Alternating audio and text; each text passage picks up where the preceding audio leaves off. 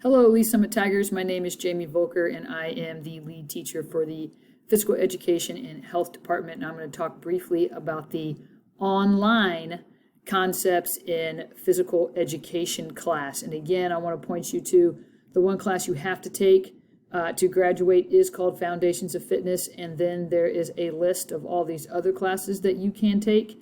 And this is located in the course guide. And I encourage you to go there, and most of your questions can be answered there. But if you do have specific questions, certainly we are here to help you.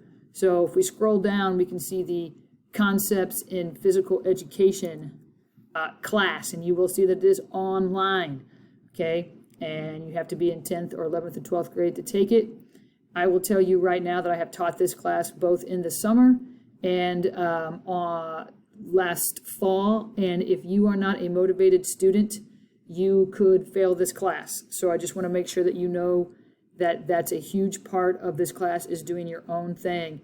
You may not use your high school athletics and club athletics as your PE, so please don't enroll in this class thinking that that's what's going to happen, because that's not what's going to happen.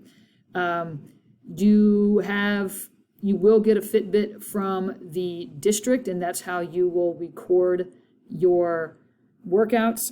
There is written work, there are workouts, and there are games that need to be played. So again, if you're going to take this class, make sure you read the description and make sure you understand that it is completely online and that you will have an instructor, but you are responsible for turning in weekly logs that fit the parameters of the expectations of the class.